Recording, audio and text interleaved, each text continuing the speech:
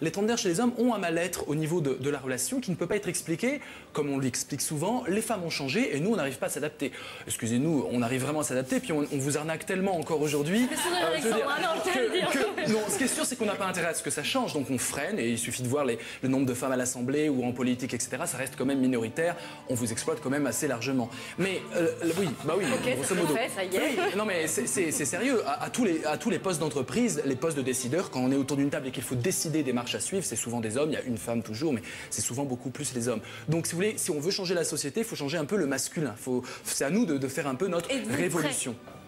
Moi, je suis prêt, j'incite les hommes à une révolution masculine. C'est ça l'avenir, une révolution masculine. Moi, je suis pas totalement d'accord avec vous. Moi, je trouve que dans le couple, pour parler du couple à proprement parler, c'est aujourd'hui la femme qui a pris le pouvoir. Et tant mieux, entre guillemets, tant mieux. Partons du postulat que la femme a pris le pouvoir sur l'homme. Est-ce que vous pensez que l'homme peut rattraper ce retard qu'il a accumulé ou pas? Oui, mais moi je suis pas d'accord avec votre diagnostic. Je pense pas du tout que la femme ait pris le pouvoir sur l'homme. Simplement, maintenant, la femme, elle peut décider quand elle va avoir un enfant, elle peut décider du divorce. C'est souvent les femmes qui accélèrent les divorces.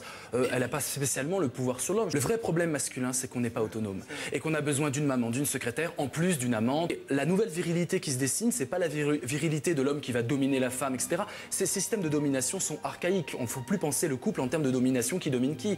Et tant mieux, la femme, vous le dites, c'est peut-être une bonne nouvelle. Elle tient la culotte parfois dans le couple, pourquoi pas. La vraie question, c'est est-ce qu'on peut arriver à une nouvelle virilité, une virilité qui soit pas de l'ordre de la domination, mais de l'ordre de l'abandon à l'autre, de l'ordre de l'émotion qu'on arrive à accepter, ce qu'on a refoulé pendant des années, et de l'ordre de la tendresse, on va dire.